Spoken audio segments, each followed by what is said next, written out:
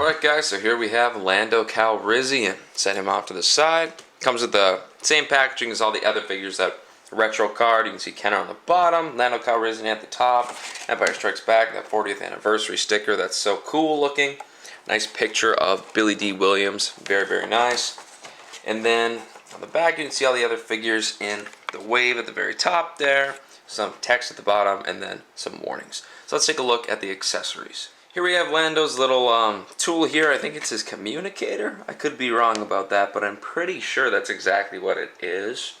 It fits in his hands okay. And his trigger finger hand, I don't think it really holds it in there, but we will see. I haven't tried that one yet. Nah, not really at all. However, this hand, which I believe is made for it, it does fit in very, very nicely. Damn. So that's sweet. And then lastly, he comes with his blaster, which is a nice sculpt, obviously. Some decent paint work, too. They actually added a nice silver at the end of this gun. So that's cool. And it does fit in his hand, the trigger hand, quite nicely. In the other hand, I don't know why you put it there, but maybe some reason, it fits okay. If you wanted to toy with it enough, you could probably get that finger in the trigger hole, but I don't want to mess with it too much. So here we have the action figure, Lando Calrissian. And he is a cool figure, man. His face sculpt is literally amazing. It looks just like Billy D. Williams, in my opinion. I was iffy on it at first, but the more I look at it, it's like, damn, this looks really nice. However, there's only two problems with this figure, okay? Just two, in my opinion. Firstly, where is Lando Calrissian's neck? He doesn't really have one. His head just looks too big, and it looks like he's just resting on his shoulders, and looks kind of awkward. Second, this cape. The cape itself looks really nice. I think the paintwork is cool. You see some really nice designs on the inside, like in the movie, so that's very nice. Very nice work there. And it does rest on him decent.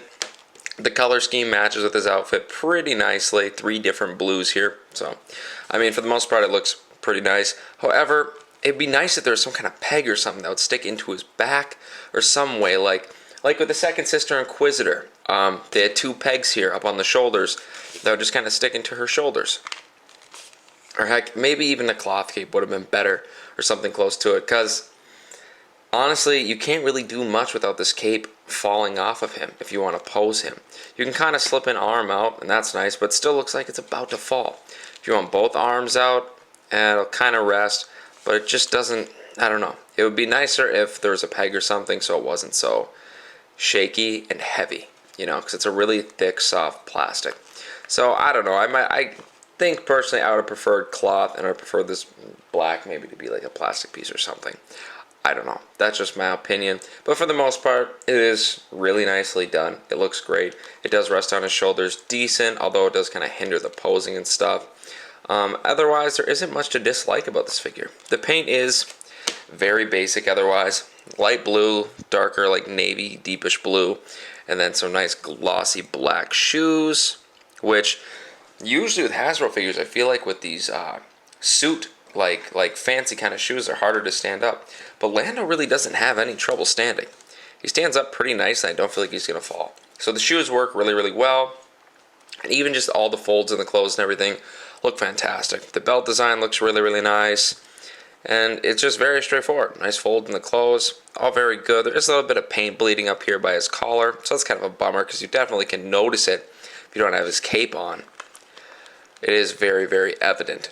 So that's probably like the only other downfall to this figure. Otherwise, the one thing that really sells him for me is this face sculpt. Man, because geez, the likeness is just fantastic in my opinion. Very, very superb job. The paint on the hair is also pretty nice too. However, I can't tell if there's some brown there or not. But it looks very good. The sculpt is all fantastic. However, under here, under this little lip, you can kind of see the skin tone of his hair. So that kind of sucks, but not really a big deal. Otherwise, there's not much else to this guy. He's a very simple figure. I believe there was a version of him released previously, but I believe this head sculpt is a lot nicer because they used the photoreal technology, and it looks good. Would have been nice if they extended that neck, though, because that is a little bit of a problem. It looks kind of awkward because even in the picture of Billy D. Williams, you can see that the neck is quite a bit longer than the action figures. Let's grab that really quick. Yeah, I'm sorry, but this guy has a lot more neck than this guy.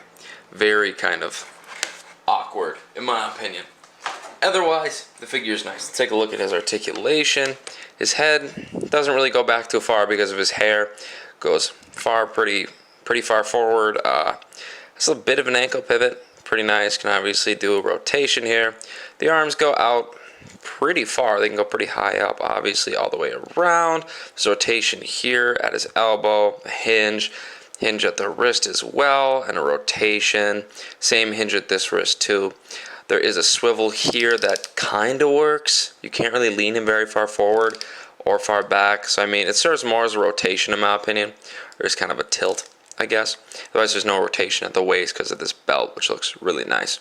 The legs go out pretty far. There's a rotation here at his thigh. Double jointed knees. No other rotation below that. However, there is a nice ankle pivot and a hinge at the foot that doesn't really go too far forward or too far back.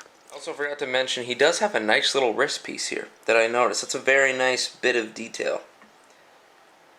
As you can see, if I can get my camera to focus. Very nicely painted. I'm not sure exactly what it is. I don't remember it in the movie. I'm sure it's in the movie, but it looks very nice. So, at the end of the day, if I came upon this figure again, would I buy him? Absolutely. He's very nice. The head sculpt is magnificent.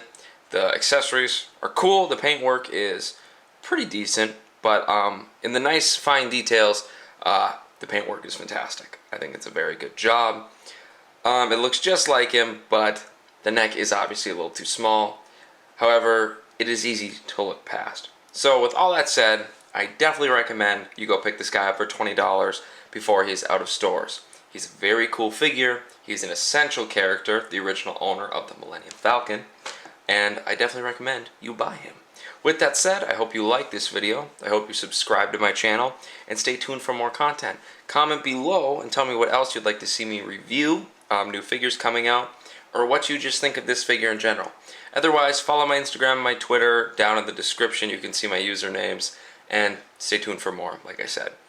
Otherwise, the most important part of all of this is that you keep collecting and you go out and buy this figure. Thanks, guys. Peace.